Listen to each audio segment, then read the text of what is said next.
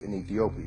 They never occupied and dominated and conquered Ethiopia totally. And that's because King Menelik understood he needed more than just spirituality, because a lot of the Africans in other parts of Africa, they depended on their spiritual system. But when you're dealing with a group of people like the white supremacists who were not spiritual at all, you're going to lose.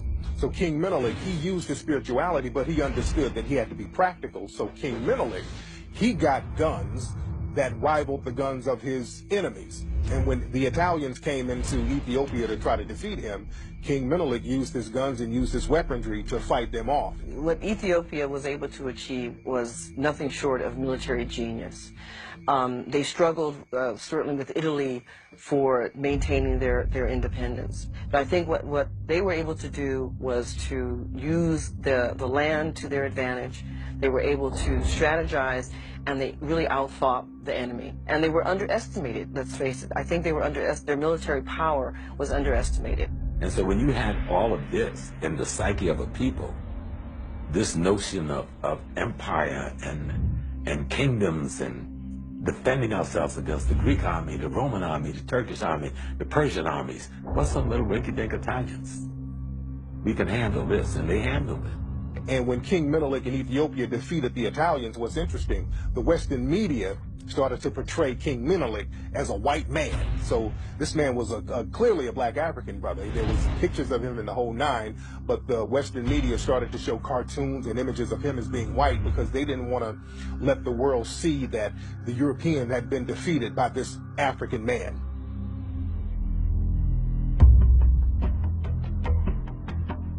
Traditional African religions, particularly the one from ancient Egypt and Sudan, venerated this idea called Ma'at. And Ma'at, roughly speaking, you could translate it as truth, as justice, as righteousness, as reciprocity. The problem is when you're being attacked by people who don't believe any of that, and you are trying to do the Ma'atic thing, they will beat you, unfortunately. And this is one of those harsh lessons that the black community is still to learn. The assumption that another group's view of humanity is the same as ours. The assumption that another group's understanding of divinity is the same as ours. The African moved from the premise that everybody was a brother, and thus should be treated and accorded that kind of brothership and brotherhood. The European moved from a position that what is mine, and what is yours is mine if I can take it.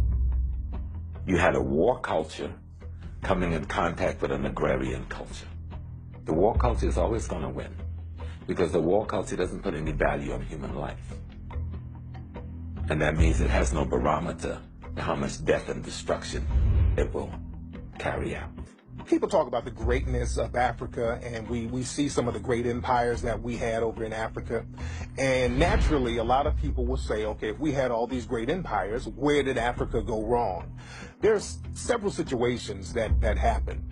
One thing that happened with Africa, you had Mansa Musa. Now, Mansa Musa, according to most historians, a West African black man who was a king in the area that we know as Mali and Timbuktu, the wealthiest man to ever live.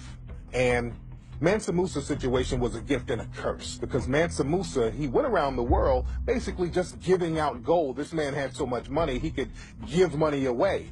And he gave so much money out, it decimated certain economies in other nations. So it showed the humanity of the African people and the generosity of the African people, but you showed people that you had all of this wealth, so now people are plotting on you. So when people saw Mansa Musa giving out all that money, he became lunch to everybody else. So Africa started to get raided and flooded with all types of people trying to take advantage of the wealth and the resources that were in Africa. The tide rises and falls. I mean, what are we talking about? We're not supposed to be a victim of time. When you're going into Africa when it was falling, when it was old and worn out, trying to nurture and educate the East Indians, the Chinese, and the Europeans. We were trying to help all of these people to raise them up to a higher level, and they wore us out. Even today, you'll get worn out if you talk to a certified Negro under warranty. They will wear you out.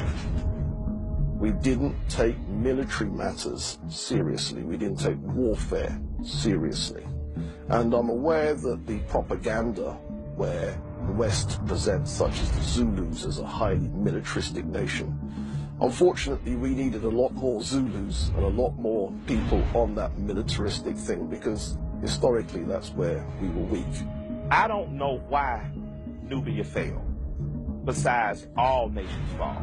Rome fell, Greece fell, the current empires you're in are going to fall, and new superpowers are going to come. So yeah, we failed. Kings died. Other people mishandled money. The same thing that happened with your grandmama inheritance after she died. The same thing. Some of your cousins went and wilded out with it. The other of your cousins took it and created their own little things. The same thing happened, but the question is, how do we create an Israel?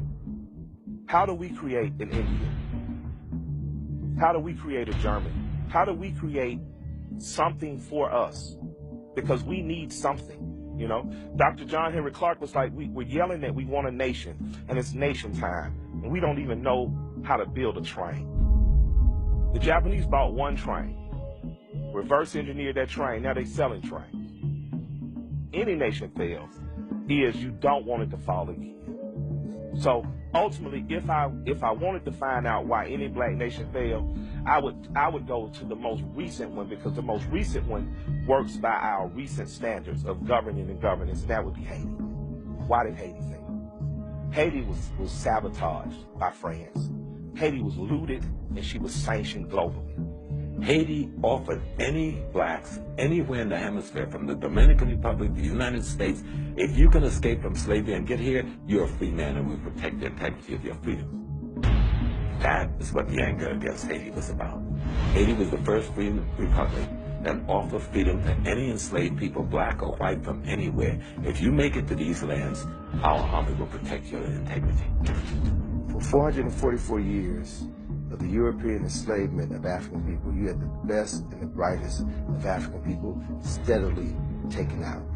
And then after that genocide, after that Holocaust, Europeans decided that they were going to go in now after the Berlin Conference and control the land for another 88 years. So Africa has only been free for less than 50 years, but it's still suffering from the ravages of 444 years of slavery, 88 years of colonization. You don't recover from that automatically unless there are plans in place to aid your recovery.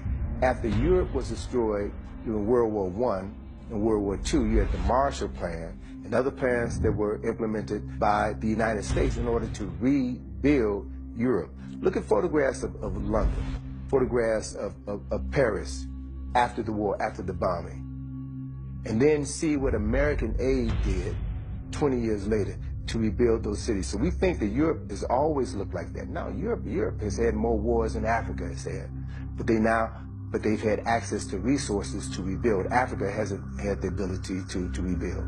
There was no revolution there. There was no independence granted. All they were done was to make a few Negroes wealthy, and then y'all managed the apartheid poverty for us. But we'll keep all of our banks, we'll keep all of our mines, we'll keep all of our industry. We're not sharing nothing with you.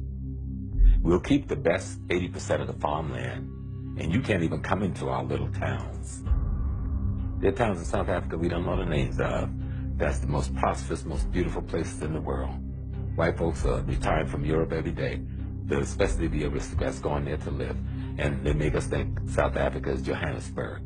Colonial powers of Europe left African nations.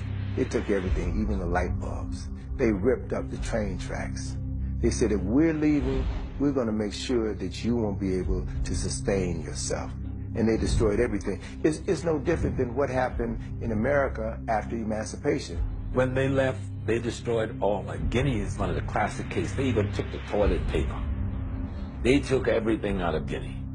And then from the international marketplace, fought to keep Guinea from ever developing international trade with Europe.